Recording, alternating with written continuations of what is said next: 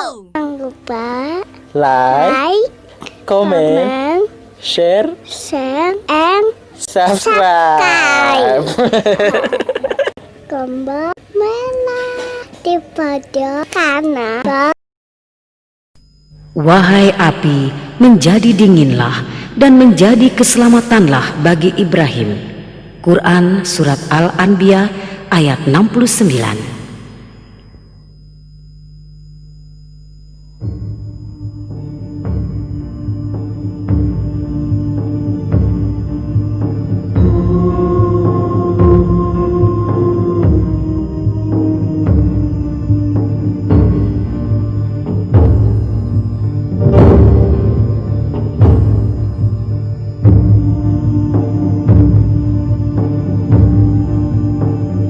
Tidak lama semenjak kepunahan bangsa Sodom dari muka bumi, dua kota di Mesopotamia yaitu Babylon dan Niniwe mengalami perkembangan pesat.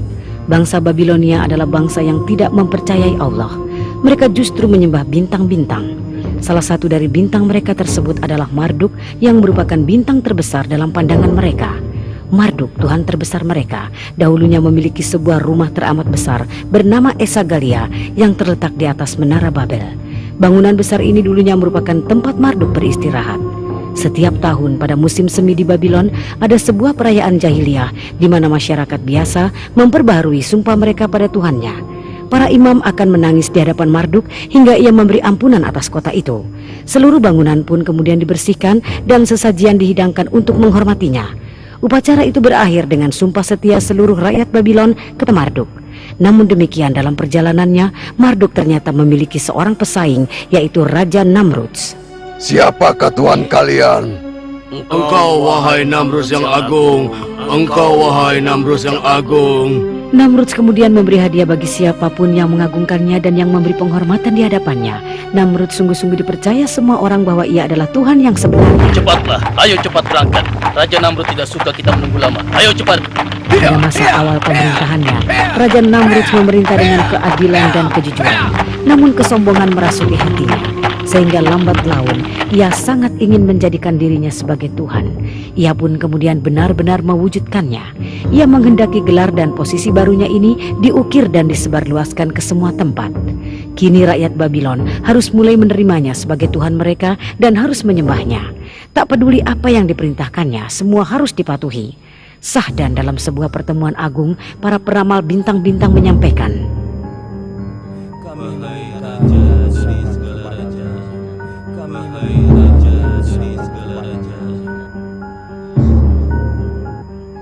Sebagaimana yang kami lihat dari posisi bintang-bintang, di negeri ini tahun ini akan lahir seorang bayi yang akan mengajak rakyat kepada agama baru.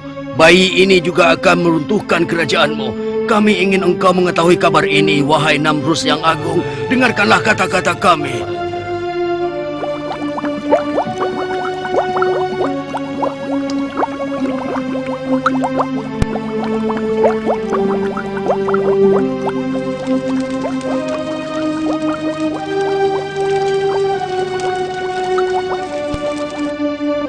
Benar, percayalah pada ramalan kami, karena kami hanya hamba sahayamu. Kami ingin mengatakan kebenaran kepadamu, agar engkau dapat mengambil tindakan yang benar.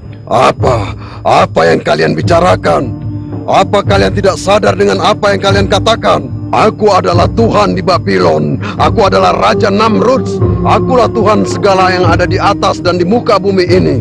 Aku yang memberi hidup dan mati bagi kalian. Mulai sekarang, semua bayi laki-laki di Babylon harus dibunuh. Semua, iya, semuanya harus dibunuh.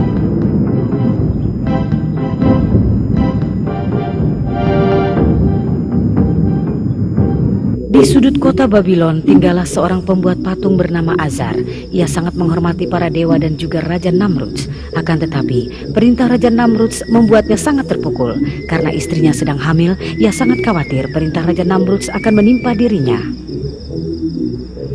Wahai istriku, aku takut kekejaman Namrudz akan menimpa kita. Jadi, segera persiapkanlah dirimu. Aku akan membawamu keluar dari Babylon. Ada sebuah gua di dekat desa Ur. Kau harus tinggal di sana sampai bayi kita lahir dan perintah kejam itu dicabut. Terserah engkau, Azar. Bagaimana baiknya?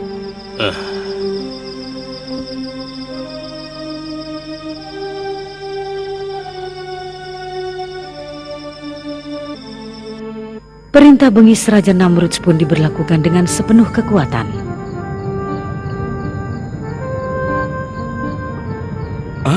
Awas, tentara Namrud datang.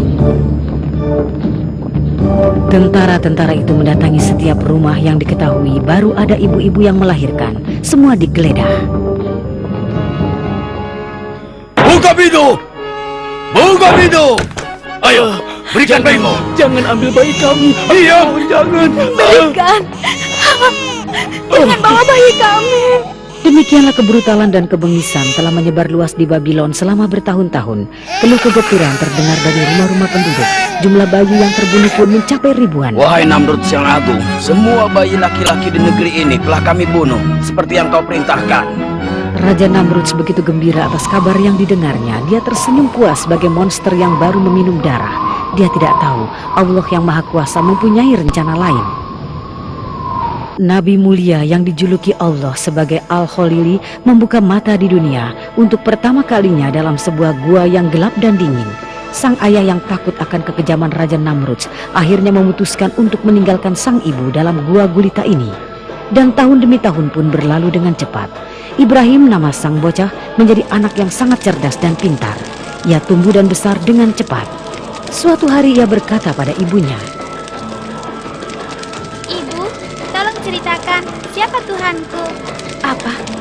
Sang ibu kaget dengan pertanyaan itu dan tidak tahu bagaimana harus menjawabnya.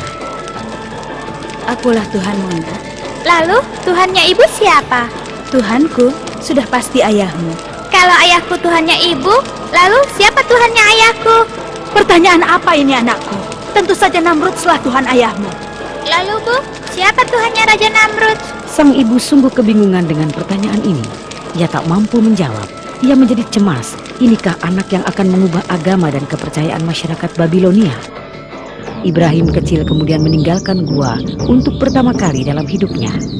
Ia pun melihat kilau matahari yang terbit di langit sebelah timur.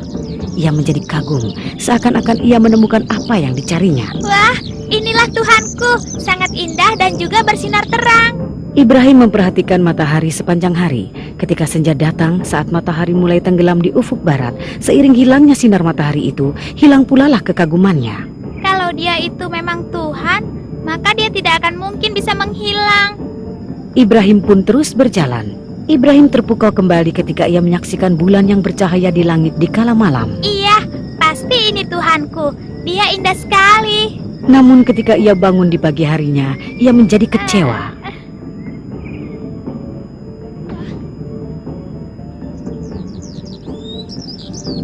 Aneh, kenapa tidak ada? Kemana perginya? Dia menghilang.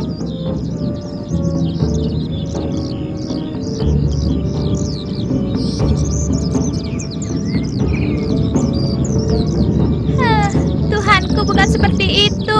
Tuhan tidak akan mungkin pergi. Ibu dan anak yang menyelamatkan diri dari kekejaman Raja Namrud itu telah tinggal dalam gua yang gelap dan pengap dalam waktu cukup lama. Sementara itu Ibrahim merenung dari hari ke hari, mempertanyakan siapa Tuhannya.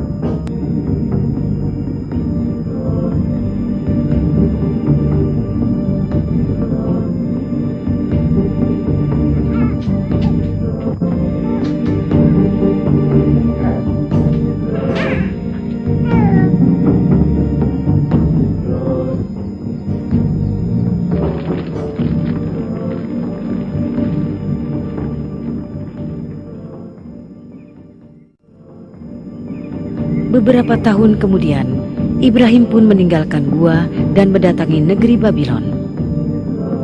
Saat itu, orang-orang di sana, terutama Namrud, berada dalam puncak kejahiliahan, kebengisan, dan kebrutalan. Ibrahim, yang hati dan pikirannya jauh dari sifat cela, menyaksikan dengan keheranan bagaimana rakyat Babylon berada dalam kesesatan yang mengerikan. Wahai rakyat negeriku, apa yang kalian sembah? Apakah dewa-dewa itu mendengar ketika kalian memanggil? Dapatkah mereka menolong ataupun melukai kalian? Jangan biarkan diri kalian diperdaya oleh setan dan nafsu kalian. Sesungguhnya, aku hadapkan wajahku pada Tuhan yang telah menciptakan langit dan bumi. Aku memang orang dusun, tapi aku tidak sebodoh kalian.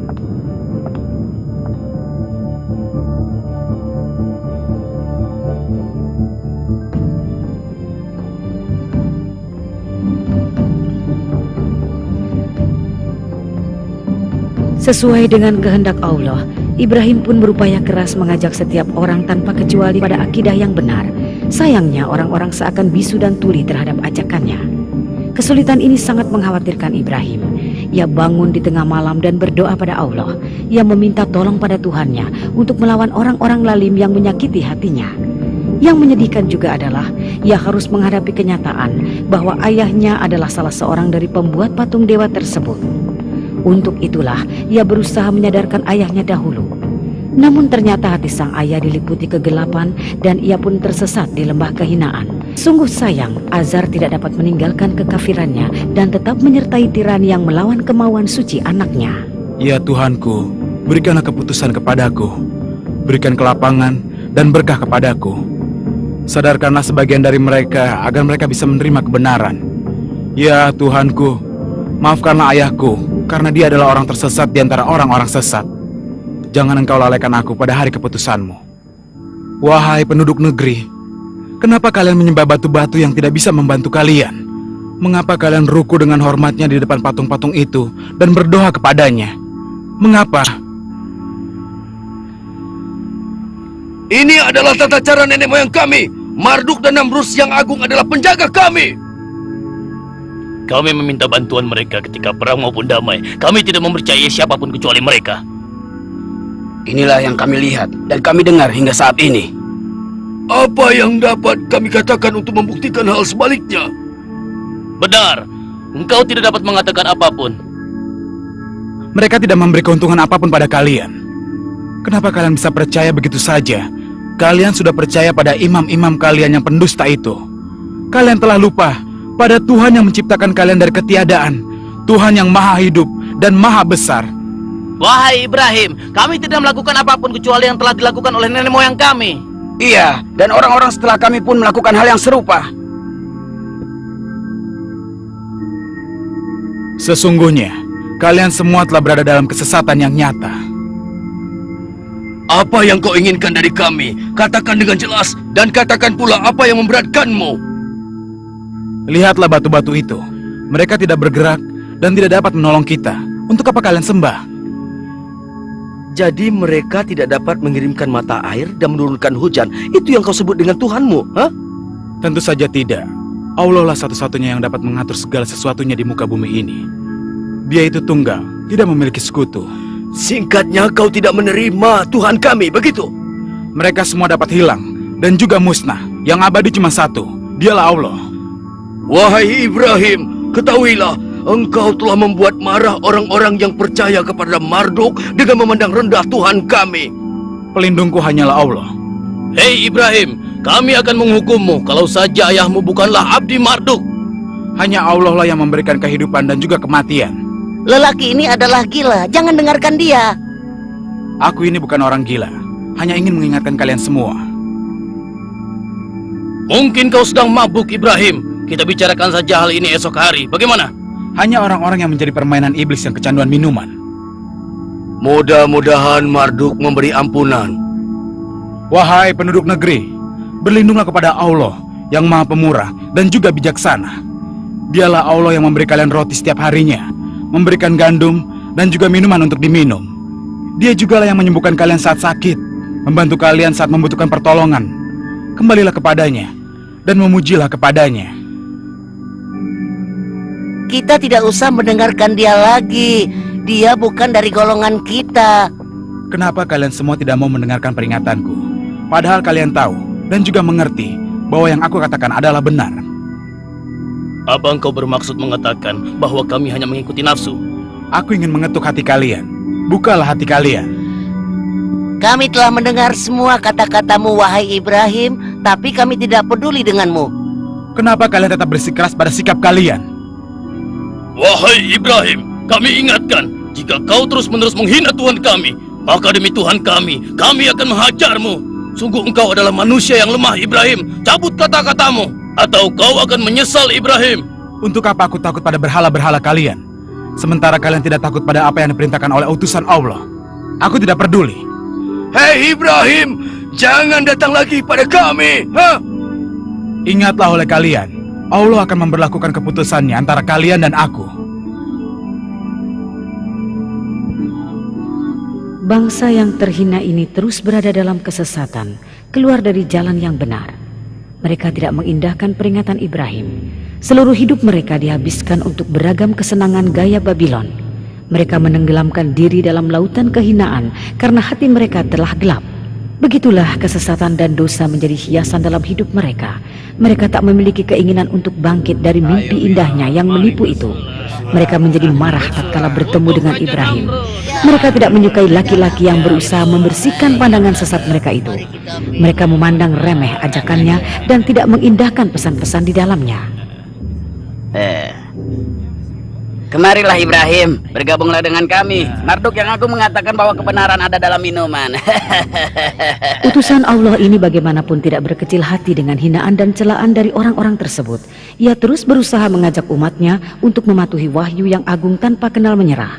Ia sangat sabar terhadap mereka berikut perlakuan buruknya karena ia memiliki semua kebaikan dan kebajikan sebagai seorang rasul.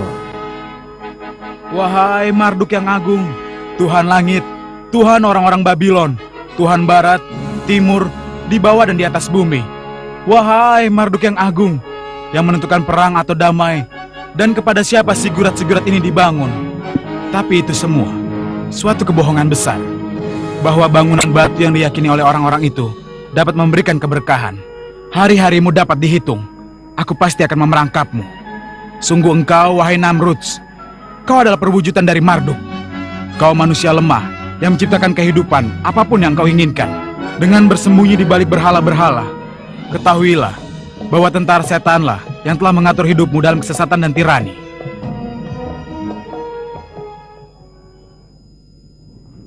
Di Babylon, setiap tahun ada perayaan suci untuk dewa-dewa. Selama perayaan ini, orang-orang memperbarui bukti dan pengabdian mereka kepada Dewa Marduk.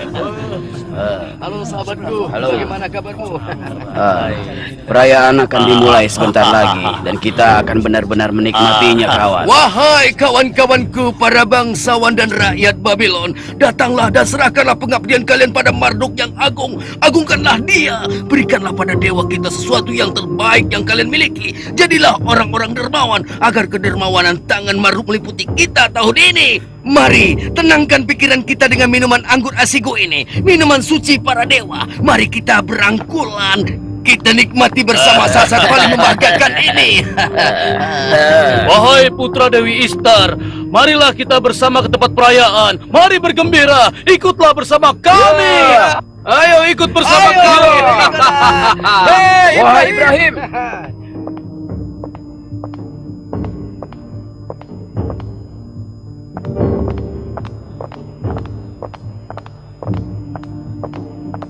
Wahai Ibrahim, mengapa engkau tidak ikut bersama kami? Engkau setidaknya dapat berbakti pada Tuhan kami pada hari yang berbahagia. Hari ini ia berlaku sangat baik pada hamba-hambanya. Wahai Semoga Allah Ibrahim, mengampunimu. ikutlah bersama kami.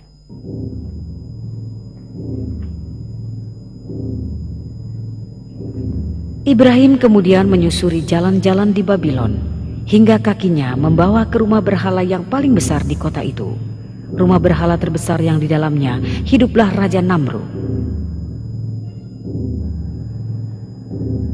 Wahai dewa-dewa, kalian adalah pilar batu yang tidak mampu memberikan pertolongan meski bagi diri kalian sendiri. Aku lihat banyak makanan segar dan bermacam-macam minuman di depan kalian, tapi ternyata kalian tidak menyentuh sama sekali. Pasti karena kalian tidak makan kan? Apa yang terjadi pada kalian? Mengapa kalian tidak bicara? Mengapa kalian tidak mengatakan apapun? Kalian dan orang-orang yang percaya pada kalian adalah makhluk-makhluk yang patut dikasihani. La ilaha illallah. Suara Ibrahim memantul di rumah dewa-dewa itu. Dia amat marah kepada orang-orang yang menyembah belahan batu-batu yang tak hidup dan tak bergerak ini. Ia bersedih hati dan tak mampu memahami bagaimana mungkin umatnya bisa sedemikian buta dan menjadi mainan tangan-tangan setan. Tak ada pemenang kecuali Allah. Hentikan aku andaikan kalian benar-benar dewa yang memiliki kekuatan. Tahanlah aku, di mana kekuatan dan keperkasaan kalian. Kehancuran kalian akan menjadi begitu menyedihkan. Kalianlah penyebab segala kebobrokan ini. Manusia yang paling bodoh adalah yang memilih dan menjadikan kalian Tuhan lalu menyembahnya. Mereka juga yang menempatkan kalian di tempat paling baik di rumah mereka dan bersujud di hadapan kalian. Dan engkau yang paling besar, Tuhan palsu yang disebut Marduk. Aku tidak akan menghancurkanmu sebagai contoh dan pelajaran bagi mereka yang mempercayaimu. Aku akan mengalungkan kapak ini di lehermu. Ibrahim terus menghantam semua patung-patung yang diagungkan itu dan membuatnya menjadi serpihan-serpihan batu.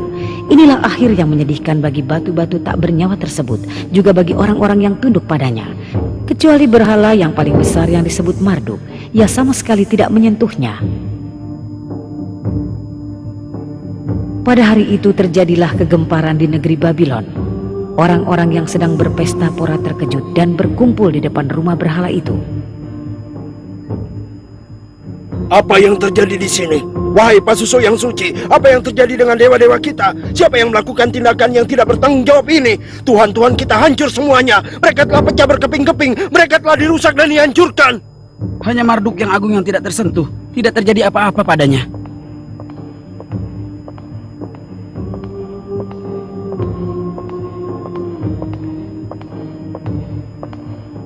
Wahai Istar yang agung, mimpikah yang kami lihat ini? Apakah ini sebuah mimpi buruk? Siapakah yang melakukan ini?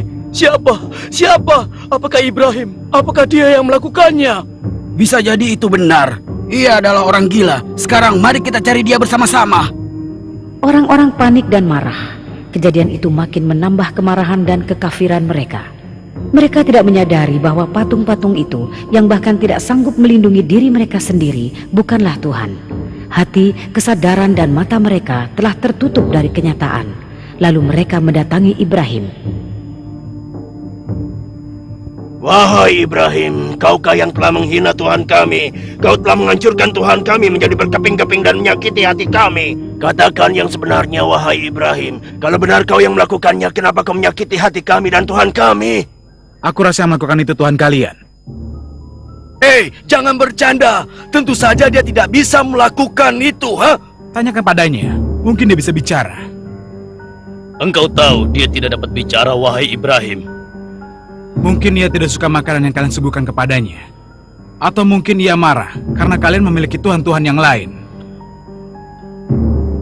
Mereka pun tidak dapat berpikir.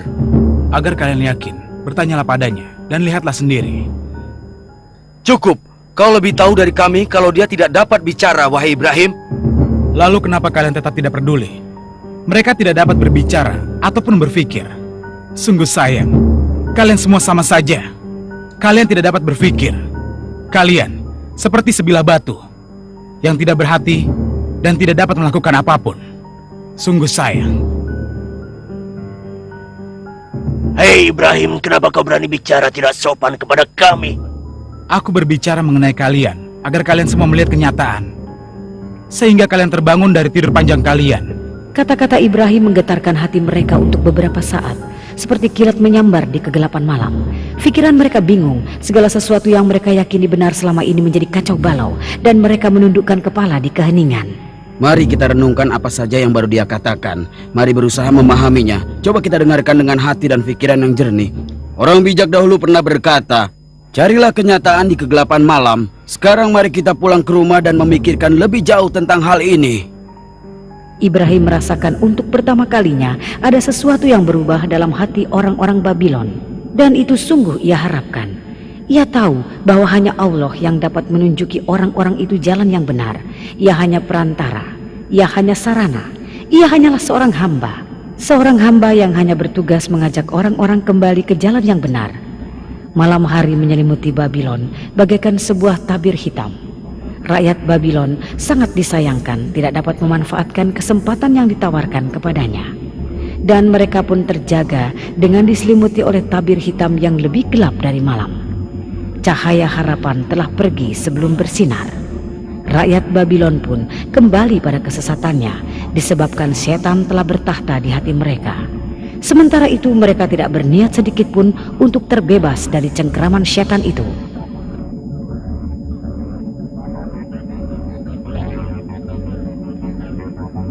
Katakan padaku apa yang telah terjadi. Wahai Namrud yang agung, junjungan kami, seorang durhaka yang bernama Ibrahim menghancurkan dewa-dewa kita dengan kapaknya. Dia hanya membiarkan Marduk tidak tersentuh sama sekali. Dan tindakannya itu telah membuat kami semua marah besar. Untuk kalian dan orang yang kalian sembah, kalian benar-benar menyembah batu-batu itu dan mengabaikan Allah Tuhan langit dan bumi. Tuhan yang telah menciptakan kalian yang menyediakan makan dan minum bagi kalian. Sementara patung-patung itu tak dapat memberikan keuntungan apapun. Kami tidak dapat mendengarkanmu lagi. Kami akan menghukum orang yang tidak berlaku sopan kepada Tuhan-Tuhan kami. Dan kami telah bersabar hingga sekarang karena ayahmu Azar adalah abdi setia Marduk. Sekarang tidak ada seorang pun bisa membebaskanmu dari tangan kami. Itulah hukumannya akan kau alami. Ibrahim lalu dikirim ke penjara untuk menerima ganjarannya berupa siksaan, perbudakan, dan penderitaan. Perlakuan yang juga dialami oleh utusan-utusan Allah sebelum dan sesudah Ibrahim. Kesalahan satu-satunya adalah karena ia memberi peringatan kepada rakyat Babylon. Ia hanya berusaha menyelamatkan rakyat Babylon dari bahaya api neraka yang menanti mereka. Wahai Ibrahim, kuharap kau menyukai tempat kami. Kami telah memesan tempat terbaik untukmu. Kau seharusnya belajar bahwa tidak ada yang boleh bermain-main dengan Tuhan kami. Sekarang berjalan dan bergeraklah, dan jangan berhenti. Ayo jalan. Wahai junjungan kami hadapkan padamu seorang hambamu yang aneh ini.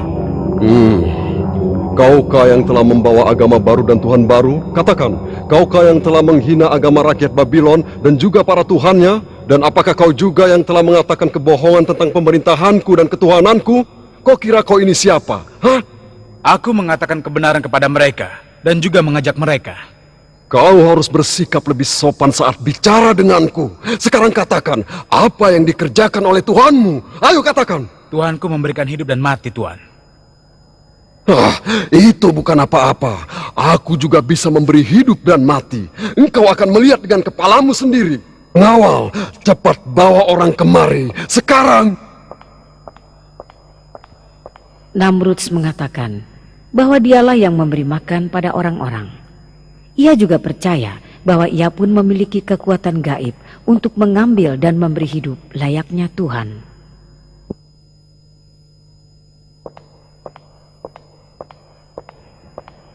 Wahai Namrus yang agung, kami bawakan 2 orang seperti yang kau perintahkan. Aku perintahkan kepadamu pengawal, bunuh salah satu dari mereka.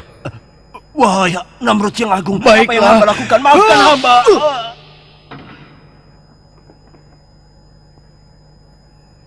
Sekarang biarkan yang satunya pergi. Beri hadiah untuknya agar ia menikmati kedermawananku. Beribu-ribu terlimpah untuk engkau, wahai Namrud yang agung. Tuhan kami, Tuhan kami. Kau lihat Ibrahim, aku bisa memberi mati dan bisa memberi hidup. Abadilah engkau, wahai Namrud yang agung.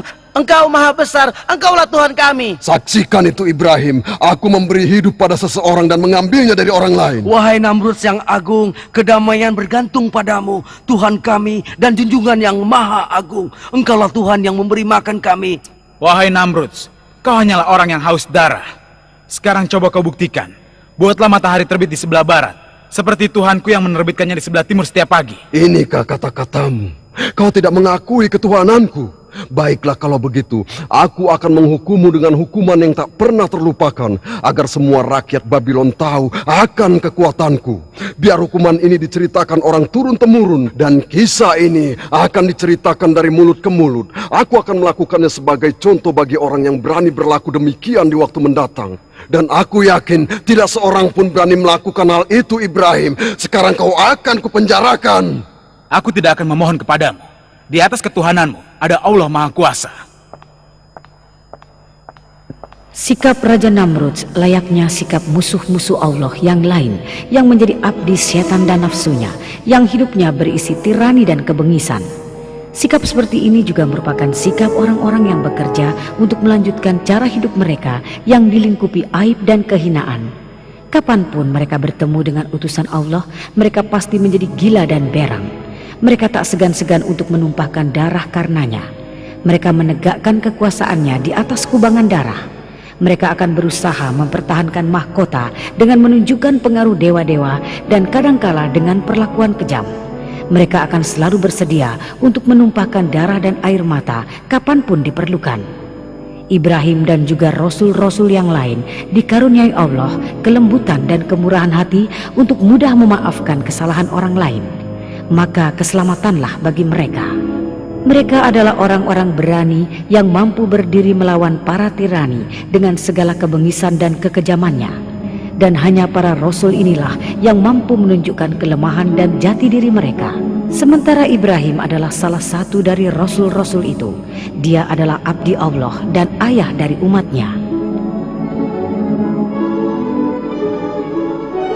Wahai bangsawan Babylon, pejabat pemerintahanku, dan para pengikut setia Marduk, katakan padaku, hukuman apa yang patut kita berikan pada orang yang telah menentang, menghina, menyumpahi, bahkan menghancurkan Tuhan kita? Wahai junjungan kami yang agung, sumber kehidupan bagi Babylon, lelaki muda ini telah kehilangan akalnya. Dia pasti telah dipengaruhi oleh setan. Itu benar, dia tidak punya akal. Wahai Namrud yang agung, kita harus menghukumnya dengan cara tertentu, sehingga menjadi contoh bagi rakyat Babylon.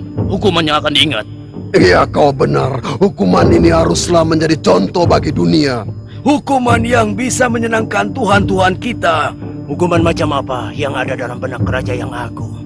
Katakan padaku pendapatmu, apa yang terpikir olehmu? Baginda, haruskah kita cincang dia menjadi serpihan seperti yang dilakukan pada Tuhan kita? Wahai sang raja, kita lemparkan saja dari puncak Zigurat. Tidak, tidak. Kita kelupaskan saja kulitnya, Baginda. Aku akan melemparnya ke dalam api. Api yang akan membuat Tuhan matahari makin bercahaya dan akan kubakar dengan tungkunya. Bagus sekali, wahai raja yang agung. Kau tahu yang terbaik untuknya.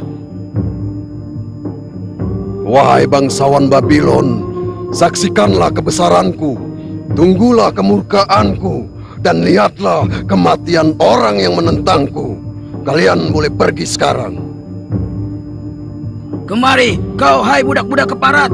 Cepatlah kemari. Tumpuklah kayu-kayu ini dan bawa pula kayu-kayu kecil ini. Ayo, hei kamu, ayo bawa kayu-kayu kecil ini. Kita harus membuat tumpukan kayu dari gelondongan-gelondongan ini. Aku bilang cepat, cepat.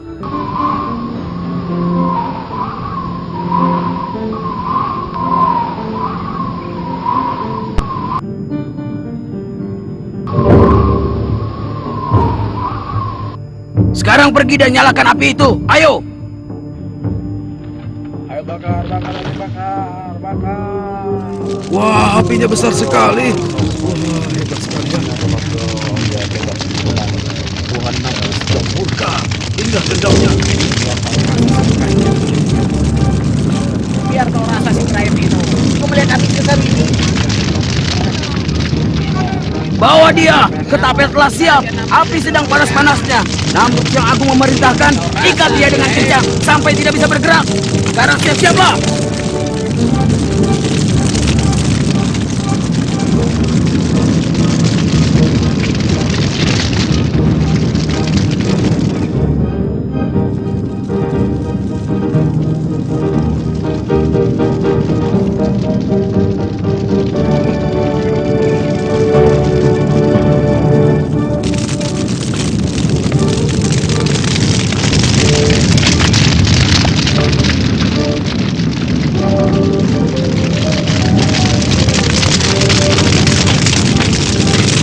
Wahai Allah, aku percaya sepenuhnya kepadamu. Wahai Allah, aku berlindung kepadamu. Hasbunallah wa ni'mal wakil. Ni'mal maula wa ni'man nasir. Wahai Allah, aku mohon perlindungan hanya kepadamu. Dan aku hanya percaya kepadamu. Hanya kepadamulah aku kembali. Wahai api, menjadi dinginlah dan menjadi keselamatanlah bagi Ibrahim. Wahai api, menjadi dinginlah dan menjadi keselamatanlah bagi Ibrahim.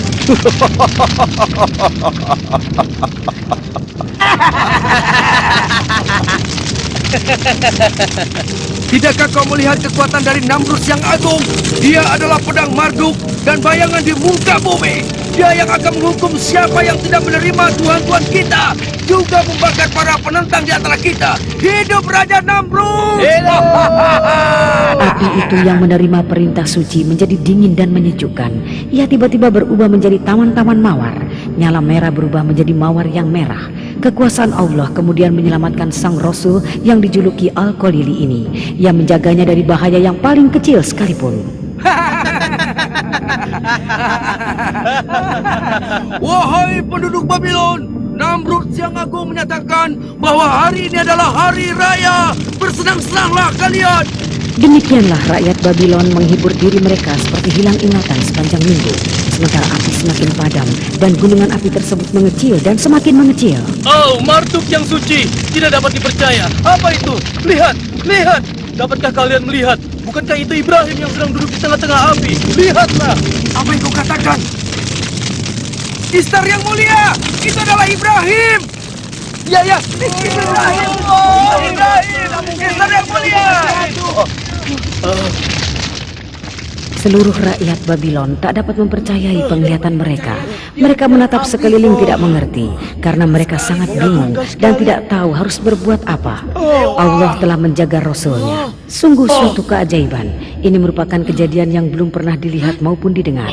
Akan tetapi, suatu keajaiban yang jelas nampak itu pun tak mampu membawa orang-orang yang hatinya telah tertutup dari jalan yang benar untuk sadar terhadap seruan Ibrahim. Mereka tidak percaya. Hati mereka yang telah membatu tidak akan melunak. Mereka lebih suka menolak karena menuruti hawa nafsu adalah lebih mudah bagi mereka. Demikianlah masyarakat yang telah diberi kemurahan oleh Allah ini tenggelam dalam kegelapan dan kekafiran. Ya Allah Tuhanku, terpujilah Engkau yang telah membawaku ke jalan yang benar. Karena Engkau menjadikanku cahaya bagi orang-orang yang diperbudak berhala. Engkau berkehendak untuk membawa siapapun ke jalan yang benar. Segala puji bagimu, ya Allah. Wahai Ibrahim, walaupun orang-orang Babilonia menolakmu, kami tetap mempercayaimu. Kami mempercayaimu dan percaya pada apa yang kau bawa untuk kami. Dan kami telah mendapatkan keselamatan bersamamu. Semoga Allah menjadikanmu sebagai pemenang. Mulai sekarang kami akan bersamamu.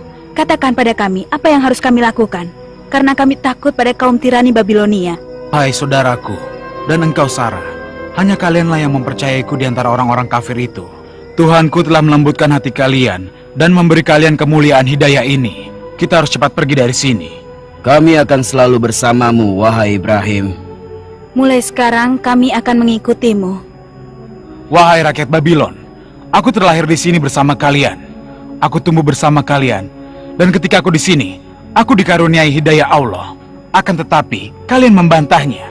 Kalian mengeluhkannya. Kalian berlomba-lomba dalam membangkang. Kalian telah berkata bohong. Aku menjauh dari kalian, dan kalian menjauhlah dariku. Demikianlah Ibrahim, Lut, dan Sarah meninggalkan Babylon. Mereka pergi mengikuti perintah Allah.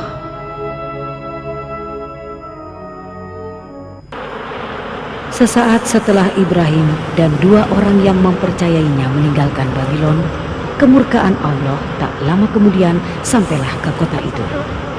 Beribu-ribu, bahkan berjuta-juta nyamuk memenuhi seluruh tempat.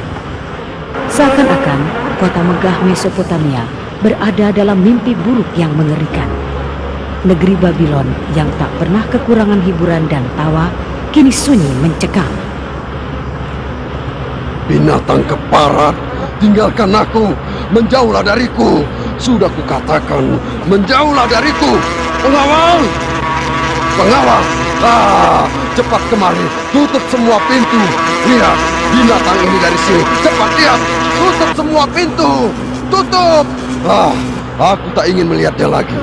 Tidak tahukah nyamuk-nyamuk keparat ini sedang berhadapan dengan siapa dia? Lihat, negeri dan kotaku telah rusak semuanya. Mengapa mereka tidak takut padaku? Aku merasa diriku agak lemah.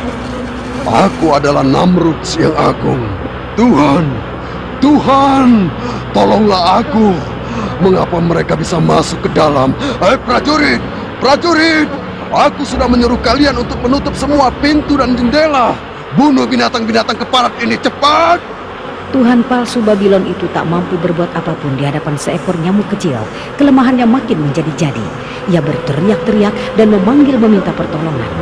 Akan tetapi, ia tak mampu menemukan jalan keluar bagi persoalannya. Segala yang dimilikinya, kerajaan dan kekuasaannya, tak berarti apapun di hadapan seekor nyamuk. Ia tak dapat berbuat apapun menghadapi nyamuk yang tak kenal menyerah itu. Tinggalkan aku. Tinggalkan aku. Jangan mendekati aku. Jangan. Binatang keparat. Ya, masuk ke hidungku. Berhenti. Jangan lagi. Tinggalkan aku. Namrud sang tirani meninggal dengan tragis dan mengenaskan oleh seekor nyamuk yang masuk ke otaknya. Allah telah mengambil nyawa sang tirani yang mengaku sebagai Tuhan, memberontak dan melawan kebijaksanaannya. dan bertindak sebagai monster yang haus darah. Orang yang mendapatkan keselamatan adalah yang mengikuti Allah. Sejarah ini penuh dengan contoh para pembangkang yang melawan Allah dan senang membantah padanya. Hal ini telah menjadi cerita dari dahulu kala hingga nanti di hari keputusan. Semoga kedamaian terlimpah kepada orang-orang yang menyerahkan diri mereka.